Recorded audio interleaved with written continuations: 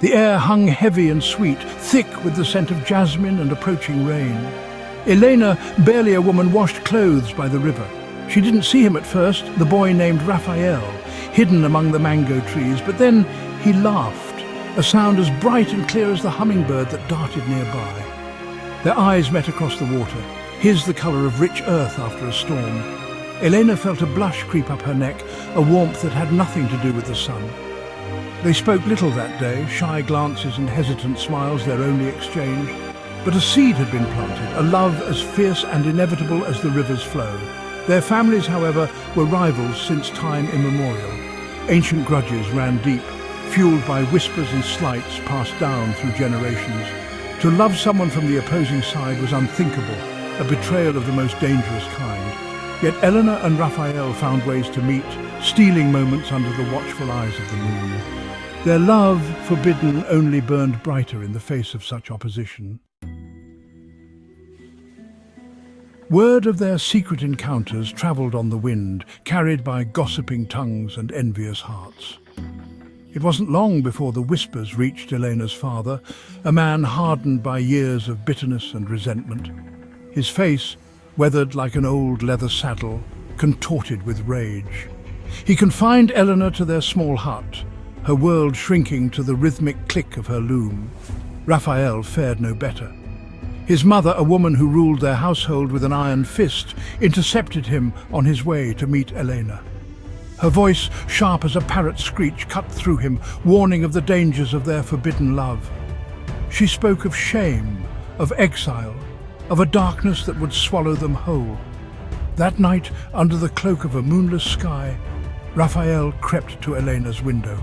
Desperation laced his voice as he whispered his plan. They would flee, escape into the heart of the rainforest, a place where their family's hatred couldn't touch them. Elena didn't hesitate. With a heart full of fear and a love that knew no bounds, she climbed out the window and into his arms. The rainforest welcomed them like lost children. Its emerald embrace enveloped them, the air thick with the calls of unseen creatures and the intoxicating perfume of 1,000 blooming orchids. They walked for days, their love a compass guiding them deeper into the untamed wilderness. Elena's initial fear gave way to a strange sense of peace. Here, surrounded by the raw beauty of nature, their love felt not forbidden, but blessed. They found a clearing, a hidden sanctuary kissed by sunlight. A crystal-clear stream, alive with tiny silver fish, wound its way through the trees. This, they decided, would be their home. Using their bare hands and the knowledge passed down through generations, they built a small hut. Its walls, woven from sturdy vines and broad leaves, provided shelter from the elements. The forest provided everything they needed. Sweet fruits hung heavy on the branches, their juices staining their lips with the colors of the rainbow. At night, they huddled together by the fire, the flames painting dancing shadows on their faces as they shared stories and dreams.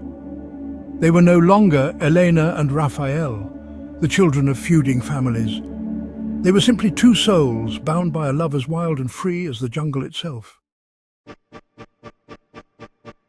Raphael, a natural hunter like his father before him, learned to track the creatures of the forest.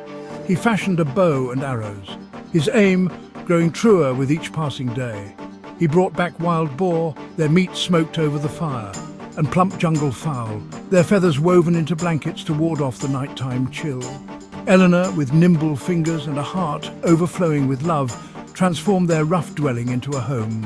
She wove intricate tapestries from colourful jungle vines, their patterns echoing the beauty that surrounded them. She collected smooth, flat stones from the riverbed, turning them into plates and bowls, each one imbued with the warmth of her love. Life wasn't always easy. There were days of hunger, when the hunt proved fruitless, and nights when the rain lashed down with a fury that threatened to tear their little hut apart. But through it all, their love remained, a beacon of hope in the face of adversity. They faced each challenge together, their bond growing stronger with every obstacle overcome. One morning, a shadow fell across their clearing, dark and unwelcome. A stranger emerged from the dense undergrowth, his eyes cold and calculating. News travelled even through the thickest jungle, and word of Elena and Raphael's defiance had reached her uncle, a man consumed by the same hatred that poisoned her father's heart. He stood before their hut, a sneer twisting his lips as he surveyed their hard-won paradise. He spoke of their transgression, of the dishonor they brought upon their families. He demanded Elena return with him to face the consequences of her actions. His voice dripped with venom, poisoning the air around them. Raphael stepped forward, his hand instinctively reaching for the hunting knife at his side. He had faced jaguars in the depths of the jungle, had stared down giant anacondas with nothing but a spear in his hand. But this threat, fueled by the poison of family feuds, filled him with a different kind of fear, a fear for Eleanor's safety.